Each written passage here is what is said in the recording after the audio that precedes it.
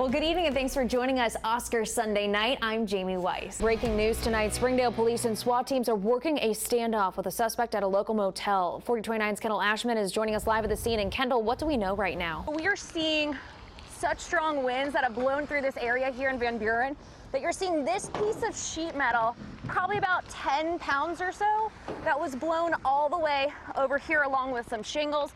I'll let Gabe continue to show you what we're seeing here in Van Buren. Well, you know, Craig, it's almost a little hard to hear you over all of the revving you're hearing in the background. A lot of cars, a lot of motorcycles are revving their engines. I want to step out of the way, show you. We've changed up our vantage point just a little bit.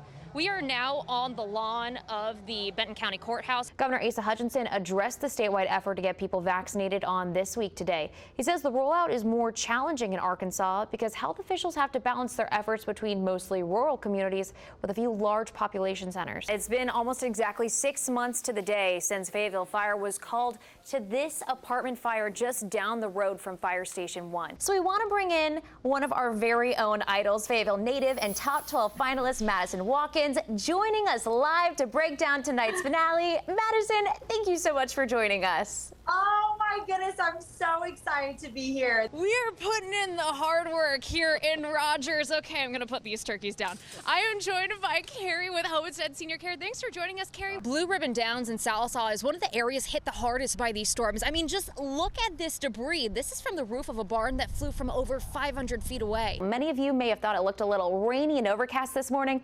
That was actually dust. Meteorologist Martin Lauermore is here with us tonight. And Martin, we were talking about this dust cloud and it's affecting my allergies. That's pretty normal, right?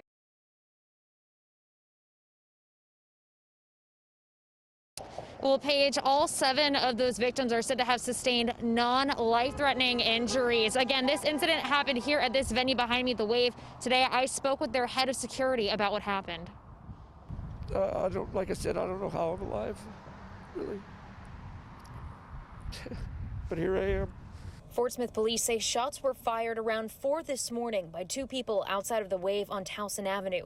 Eric Johnson was standing right behind the suspects when they got into an argument. And as I walked behind him, they pushed off of each other. And as they pushed off, the one guy fell back into me, and they drew their guns out and they started shooting. The commotion grabbing the attention of neighbors down the road. I thought they were celebrating New Year's Eve, you know, because stuff like that doesn't normally happen around here. Police are still searching for those suspected shooters. Johnson grateful that no lives were lost on his watch. I was making sure that lives were okay, and I wasn't worried about anything else.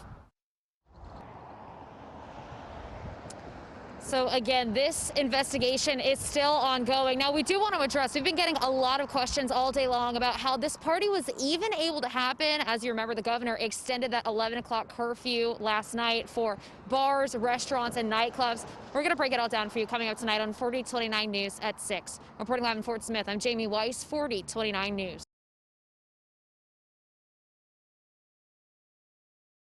Well, 11-year-old AJ Sheets came out as transgender to her mother on April 9th. That was just 5 days after the state legislature passed House Bill 1570. That bill bans any gender-affirming treatments for minors. Now, AJ is finishing up her final weeks in the 5th grade, but she and her mother plan to move across the country in hopes of going somewhere a little more welcoming.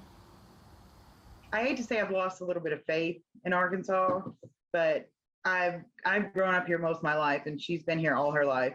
But I've just seen so much hate and so much negativity from immediate people surrounding us, and there's just not a lot of support here. For Shirley Taylor and AJ Sheets, the decision to leave Arkansas did not come lightly. Taylor didn't accept that her daughter was transgender until this past April, when AJ tried on a dress that a family friend had brought over. It was a yellow dress with Purple flowers. Yeah. And when I put it on, I was twirling, dancing, and I was so happy. And that's when my mom finally said, okay, I guess I'll start accepting it.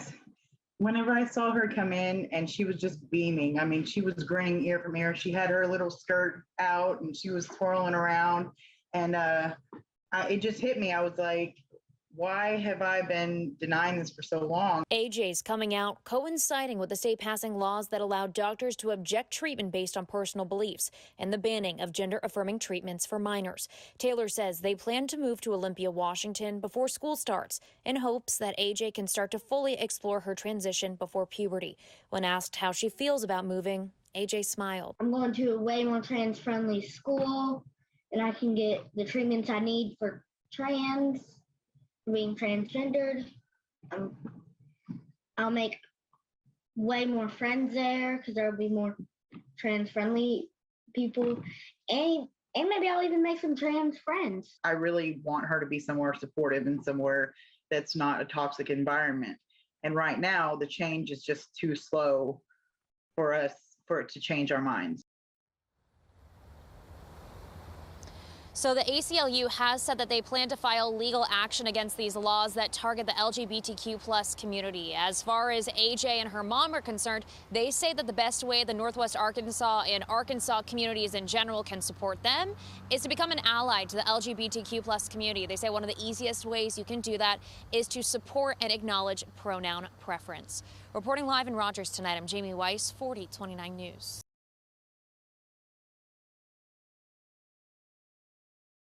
Well, Allison, if you remember, last year, 4/13 was the start of the pandemic, so everything was held virtually to help celebrate and honor Officer Carr. But this year, the community was finally able to come together and even gift police officers goodie bags like this. A bag of popcorn and 413 meters on the rowing machine. Many in the community honoring the life and legacy of Stephen Carr, who was killed in his patrol car in 2019. It's just very humbling, and it lets officers know that their brother, Officer Carr, is never forgotten and that the community loves him, and how ironic that someone can go give blood and save a life. So Officer Carr was a hero in life and a hero in death, and that's very special to the men and women of the Fayetteville Police Department. Down the street from the blood drive, music played at a fundraiser held at Georgia's Majestic Lounge. Across town, men and women underwent the 413 workout.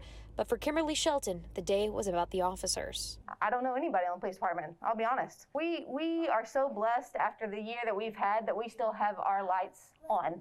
And so this is something a little, it's just one of those things of, if we can show a little bit of blessing to someone else, that's awesome. All of today's events just reinforcing the love for a man who sacrificed his life for his community. During this time, especially this time for law enforcement, when we need to be closer with our community, I would say Officer Carr has made our community tighter knit, and we really need that at this time in at this time in America.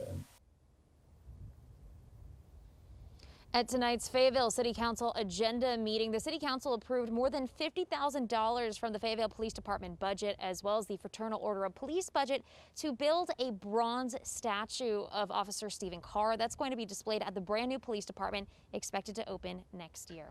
Reporting live in Fayetteville tonight, I'm Jamie Weiss, 4029 News.